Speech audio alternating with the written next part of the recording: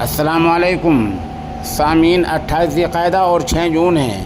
خبر کا عنوان ہے نتن گڈکری سب سے اچھے وزیر اعظم ثابت ہوں گے، بہار کے بڑے لیڈر کا بیان۔ بہار کی پورنیہ لوک سبھا سیٹ سے آزاد امیدوار کے طور پر جیتنے والے راجیش رنجن عرف پپو یادو نے کہا ہے کہ ان کی نظر میں مرکز میں اگر NDA کی سرکار بنتی ہے تو نتن گڈکری سے بہتر کوئی دوسرا وزیر اعظم امیدوار نہیں ہو سکتا۔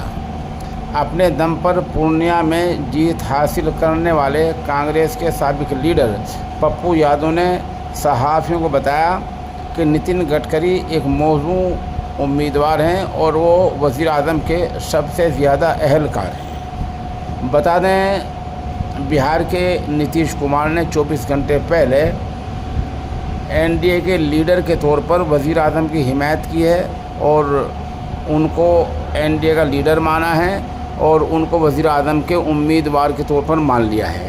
اس بیچ ہی بہار کے اس دوسرے بڑے لیڈر کا بیان آ گیا ہے کہ مودی نہیں بلکہ نتن گڈکری سب سے اچھے وزیر اعظم ثابت ہو سکتے ہیں۔